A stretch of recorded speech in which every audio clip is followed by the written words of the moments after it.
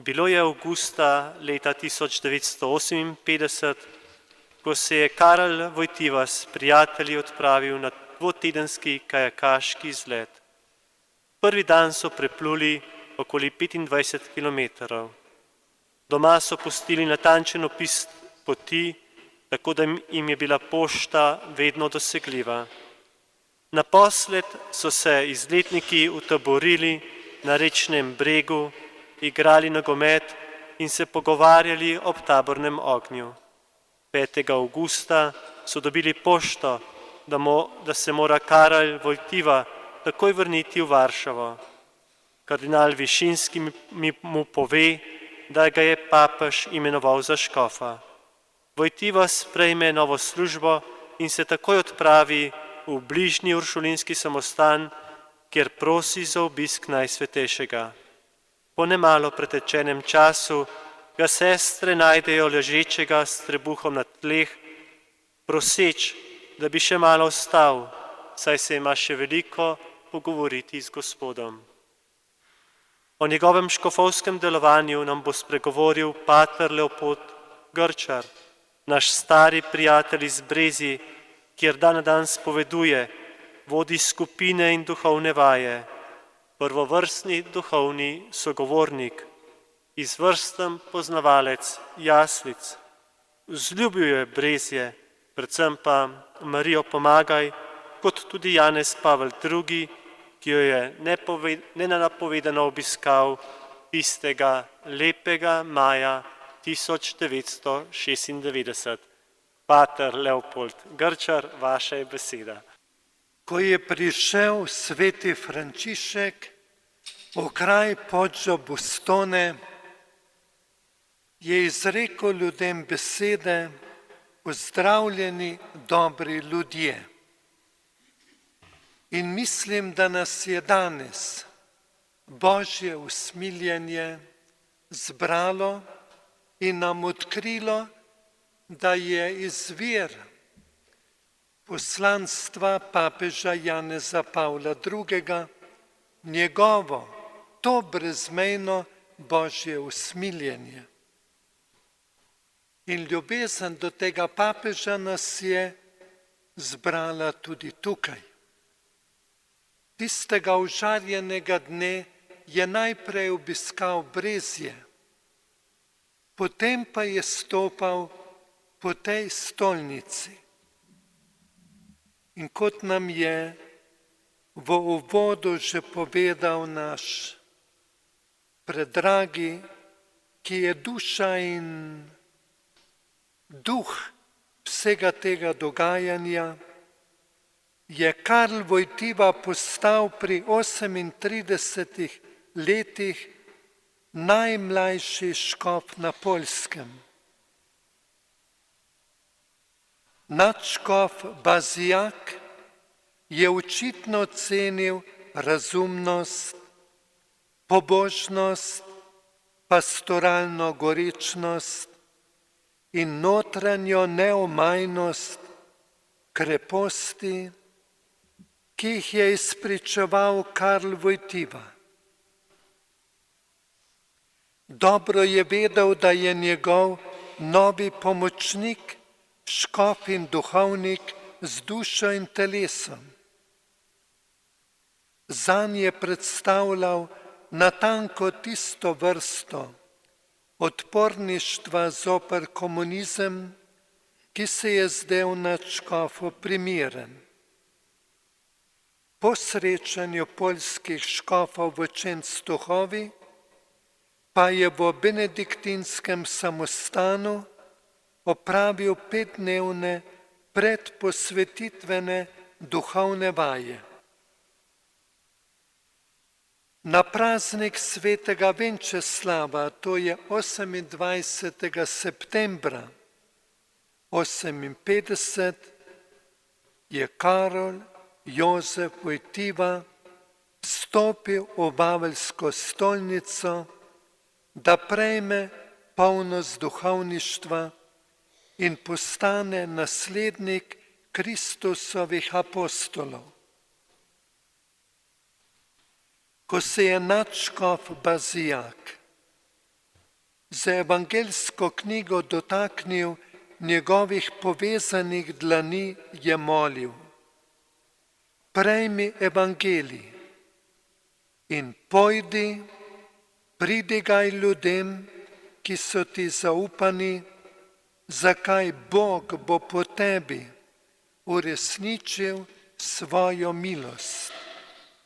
On, ki živi in kraljuje na vekov veke. Novoposvečeni škof je odgovoril: amen. Eden izmed njegovih nekdanjih sodelavcev iz tovarne pa je v tem trenutku vzkliknil: Karlek, ne dopusti, da bi te karkoli povozilo.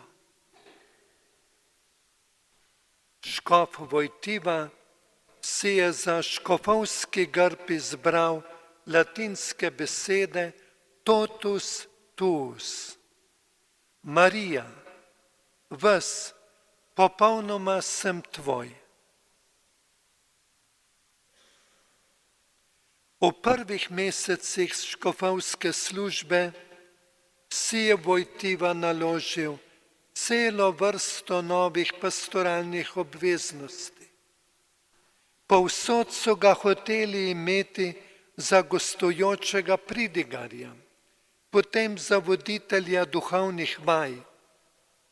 Zdaj je še več potoval kot prej, maševal, blagoslavljal, posvečeval subdiakone in diakone, birmal gluhoneme, nadzoroval srečanja dekanij, pridigal na spominskih dnevih, pa tudi pri posebnih mašah za različne skupine strokovnjakov. Med temi so bili zdravniki, pravniki, pa drugi razumniki.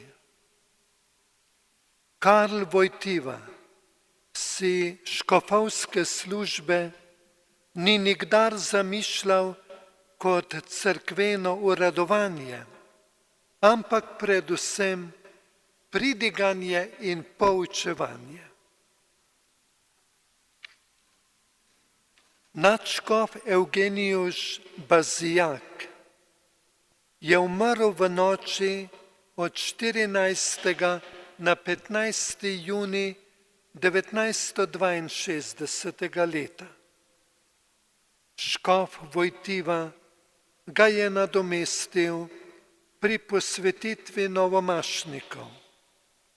Na praznik Karmelske Matere Božje 16. julija 1962 pa metropolitanski kapitelj izvoli škofa Vojtiva za kapitularnega vikarja. Medtem pa pride v Krakov sporočilo, da se bo vesoljni cerkveni zbor v Rimu začel 11. oktobra 1962. Toda Vojtiva ima še nekaj nujnih opravil. Komunistične oblasti v mestu so se skušale polastiti zgradbe krakovskega semenišča in jo nameniti za višjo pedagoško šolo. Karl Vojtiva se je nemudoma vrnil iz neke župnije v Krakov in na splošno osuplost zaprosil za sprejem pri sekretarju komunistične partije. To je bilo prvo takšno srečanje in se je bogato obrestovalo. In še nekaj je moral urediti. Močno se je zavzel za zadevo dr. Vande Poltavske, psihiatrinje, ki je imela diagnozo rak v zadnjem stadiju. škof Karl Wojtyła piše Patru Piju, stigmatiziranemu kapucinu v San Giovanni Rotondo in ga prosi, naj moli zanjo. Pred napovedano operacijo se je pokazalo, da rakaste tvorbe ni več. Čudež. Tako je bil prepričan Karl Wojtyła. Zdaj je bil pripravljen, da odide na drugi Vatikanski koncil. Ta koncil je bil pravi seminar Svetega Duha. Poljskemu najmlajšemu škofu je dal konkreten vtis univerzalnosti Cerkve in globoko vid, kaj Petrova služba pomeni za Cerkev in kaj ta služba zahteva od človeka, ki jo opravlja. Še vedno pa je bila njegova poglavitna odgovornost Krakov. Goreče se je zavzel za beatifikacijo sestre Faustine Kovalske. Pomagal je razčistiti doktrinarne dvome z rimsko kurijo, da je zadeva lahko prišla v obravnavo. Brez Karla Wojtyły danes ne bi imeli tega praznika. Božje usmiljenje je izbralo Pavla VI., da je odkrilo svoje globine.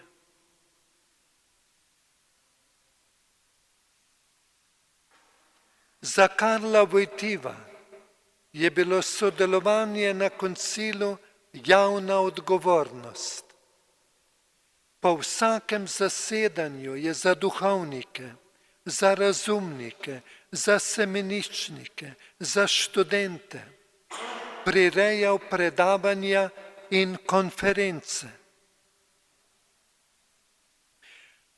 In nekaj najglobjega, vsak delovni dan koncila je bila ena redovna ustanova krakovske nadškofije, povezana direktno z Rimom po celodnevnem čiščenju svetega rešnega telesa.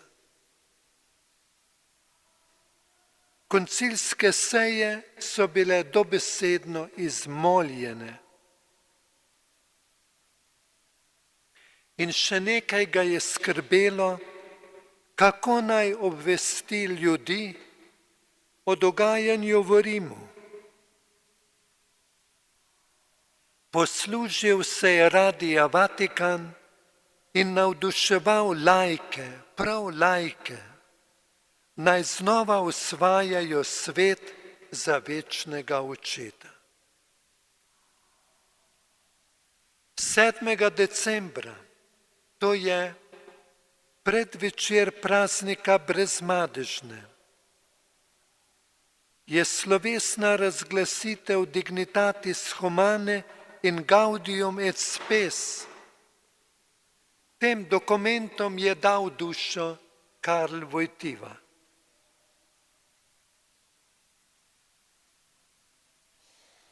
Za Wojtyła in poljske škofe pa je bil srednji dogodek pismo odpuščanja in sprave poslano nemškim škofom in to pismo se končuje: odpuščamo vam in vas prosimo za odpuščanje. Ko je poljska vlada to zvedela, je odgovorila: mi ne pozabljamo in ne odpuščamo. Okorna, prozorna, propagandna poteza. Nadškof jim je odpisal na božični večer. Na sam sveti večer pa je obhajal polnočnico v Novi Huti, v mrazu na prostem. V pridigi na Silvestrovo je omenil, da zgodovine ni mogoče zavrteti nazaj in je razglasil vsej Poljski, da je z groba svetega Petra prinesel od papeža Pavla VI. Blagoslovljen kamen, ki naj bo temeljni kamen cerkve, ki bo zrasla v Novi Huti. Začrtane so bile nove bojne črte v bitki za versko svobodo. Potem pa je prišel 8. marec 1964. Karl Wojtyła je imenovan za krakovskega nadškofa. 43-letni nadškof je rekel, o Vaveljsko stolnico ni mogoče stopiti brez strahu in spoštovanja. Zenon Kliško, glavni partijski ideolog in varuh poljske komunistične pravovernosti, je vložil veto na vseh 7 imen, ki jih je za krakovskega nadškofa predlagal kardinal Višinski. Svojemu najglobjemu prijatelju pa je zaupal strogo zaupno. To delam zato, ker čakam na Wojtyło. Kako to? Sivobradi člani poljskega komunističnega vodstva so Karla Wojtyła pri 43 mislili imeti spričo njegove mladosti, razumništva in neizkušenosti, kakor nalašč za to, da vnesejo razdor v poljsko cerkveno hierarhijo. Sveti Duh pa uresničuje svojo voljo bodisi tako, da človekov razsvetljuje, ali pa da ga zatemnjuje.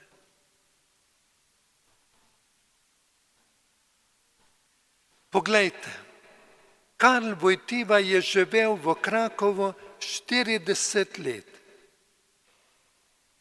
Od tega 4 leta kot pomožni škof, 14 let kot nadškof, v tem obdobju pa 11 let kot kardinal.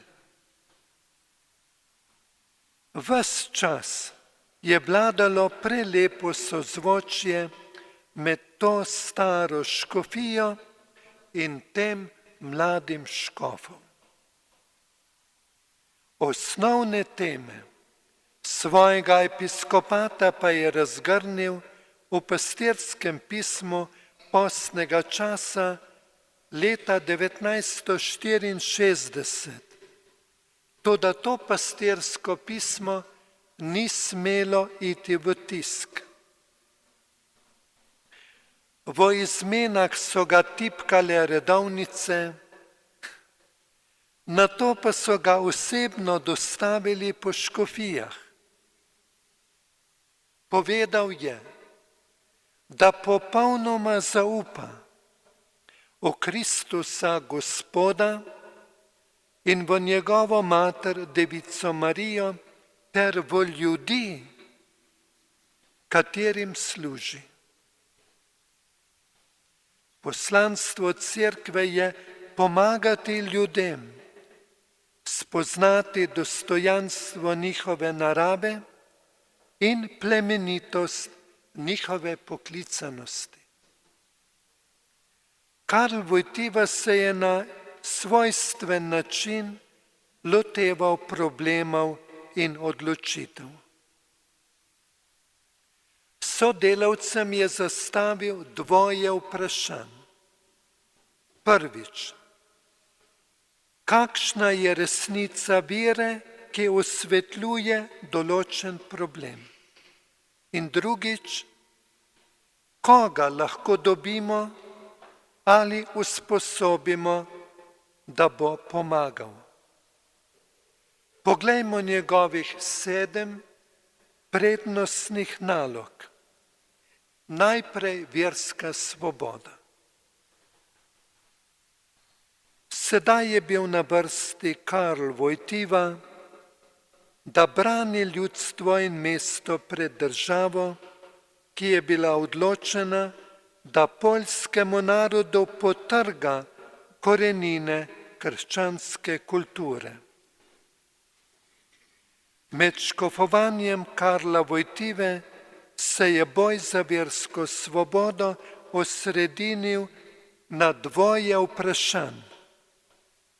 Najprej gradna cerkva in drugič javno obeleževanje vere, to pomeni procesija svetega rešnega telesa na Telovo. Od leta 1962 pa vse do 1978 je krakovska nadškofija ustanovila 11 novih župnij in 10 pastoralnih središč, in za vsako od teh pobud se je bilo treba bojevati z režimom. Vsako leto so pri vladi vložili okoli 30 zahtev za gradbeno dovoljenje in tako je rastel kup neizpolnjenih zahtev. Nadškof Karl Wojtyła pa se je poslužil sporedne strategije ustvarjanja dejstev, na katere pa je vlada morala odgovoriti. S pogumnimi duhovniki je oblikoval župnije brez cerkva. Tako da je vztrajno več let evangeliziral okolico od vrat do vrat. Ob takšni živi župniji se je vlada znašla pred dejstvom: ljudje hočejo cerkev, družba potrebuje cerkev. Eno od žarišč te strategije je bila Nova Huta, vzorčno delavsko mesto, prvo v zgodovini Poljske brez cerkve. Gradili so bloke po 450 stanovanj in so jih imenovali človeške kartotečne omare. Bloki so bili zgrajeni tako, da ločijo ljudi med seboj. Simbol boja za dušo, za srce Nove Hute pa je bila cerkev imenovana Barka. Nastajala je v okolišu, kjer je Karl Wojtyła že od leta 1959 obhajal polnočnice v mrazu in v snegu. Arhitekt si je cerkev zamislil kot ladjo, na katero je Marija, kraljica Poljske, reševala svoje ljudstvo. Poglejte, na Marijin praznik 13. oktobra 1967 pride dovoljenje. In ne boste verjeli, že naslednji dan Karl Wojtyła vihti kramp, pomaga skopati začetek jarka za cerkvene temelje, v katero naj bi vgradili tudi kamen z groba svetega Petra. Za gradnjo so potrebovali 10 let prostovoljnega dela. In druga stvar, vsakoletna procesija na Telovo. Vlada je dovolila samo okrnjeno procesijo. To je bil najpomembnejši domoljuben in verski dogodek v Krakovu. Karl Wojtyła je pridigal pri postajnih oltarjih 10 000. Postal je karizmatična javna osebnost. Ta procesija je ljudem vračala njihovo kulturo in državljanske pravice. 77. leta je pred prvo postajo opozoril vlado, zavest o človekovih pravicah je iz neba v dan močnejša. Te pravice so nesporne. Druga prednostna pastoralna naloga pa je bila krepiti duhovništvo s prenovami v akademskem izobraževanju semeniščnikov in mladih duhovnikov. Karl Wojtyła je boleče občutil krivico, ki jo je zagrešil režim, ki je 1954. leta zaprl Teološko fakulteto Jagiellonske univerze. Nadškof je vedel, da je skrivnost pastoralnega uspeha njegovih duhovnikov njihova svetost, njihova predanost skrbi za duše. V vsakem okolju je poudarjal, kako je potrebno življenje v globoki osebni molitvi in to je neobhodni temelj pastoralnega dela. Moramo vedeti, da je sam imel izredni dar za pridobitev novih duhovnih poklicev. Tretja točka pa je duhovniško delo z mladimi. Karl Wojtyła je poleti veliko obiskoval tabore, oaze in gibanje Luč in življenje. Z njimi je obhajal svete maše in je dal oblastem vedeti, da je tam. Mladini pa se je zahvalil, da na Poljskem oživljajo delo drugega Vatikanskega zbora. Četrta prednostna naloga je skrb za družine.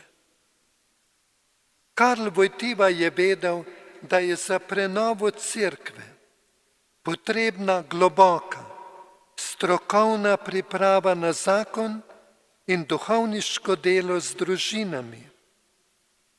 V svoji rezidenci je priredil intenzivni, celoletni tečaj priprave na zakon in družinsko življenje, kjer je sodelovalo 30 duhovnikov in 60 laikov. 74. leta pa je izdal odlok, da je treba pred vsako poroko opraviti 2-mesečni tečaj priprave na zakon. Peta prednostna naloga je dialog z razumniki. Sam Karl Wojtyła je imel osebno duhovniško delo z razumniki za pomemben del svoje škofovske službe. Bil je odprt za nove zamisli. Vedno je hotel slišati, kaj želijo povedati drugi. Brez strahu je imel razumnike za prijatelje in celo za zaveznike, pa tudi stik s posvetnimi oporečniki je bil še en vidik njegovega pastoralnega programa. 6. naloga. Od leta 1950 naprej so bile katoliške dobrodelne organizacije na Poljskem prepovedane. Karl Wojtyła sklene iz te prepovedi ustvariti priložnost za prenovo župnijskega življenja v duhu evangelija. 1963. leta začno v vsaki župniji ustanavljati župnijsko dobrodelno skupino z nalogo odkrivati bolne in trpeče, odkrivati potrebne ter poskrbeti zanje. 7. maja 1965 kardinal Wojtyła razglasi, da bo nadškofija obhajala vsakoletni dan bolnikov. In 7. prednostna naloga so obiski po župnijah. Kardinal je bil razumnik, a zelo globoko je čutil z ljudsko pobožnostjo. Bil je pastir, ki je vedel, da je središče cerkvenega življenja župnija. Veliko časa je posvetil za dolgotrajne obiske po župnijah. Tam je opominjal, tam je učil. In na duhovnih vajah v rimski kuriji 76. leta je rekel, da je vsak obisk župnije priložnost, da odkrijemo pečat dostojanstva, ki ga je Kristus dal slehernemu kristjanu pri svetem krstu.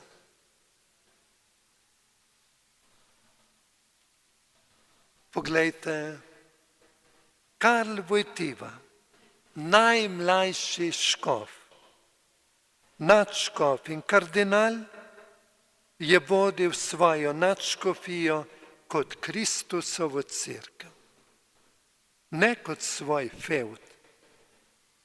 Vsako jutro je vstajal ob 5. Prve 4 ure je porabil za zasebno molitev. Po sveti maši in zajtrku je odšel v kapelo.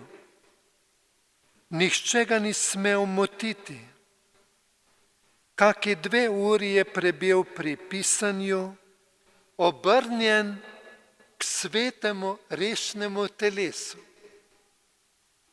Da ne rečem zazrt v vratca tabernaklja.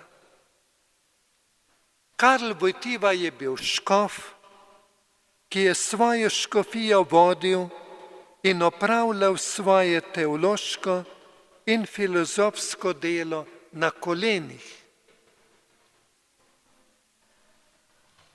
Ali pa za tisto majhno mizo v kapeli v sakramentalni navzočnosti svojega Gospoda in učitelja. Vsak petek je odšel v stransko kapelo frančiškanske bazilike in izmolil 14 postaj svetega križevega pota. Ljudem okrog sebe se je zdel neutruden, neuničljiv. Da bi obnovil in ohranil moči, si ni pustil vzeti počitnic. Glavni vir njegove neizčrpne moči pa je bila njegova nenehna molitev. Amen. Aleluja.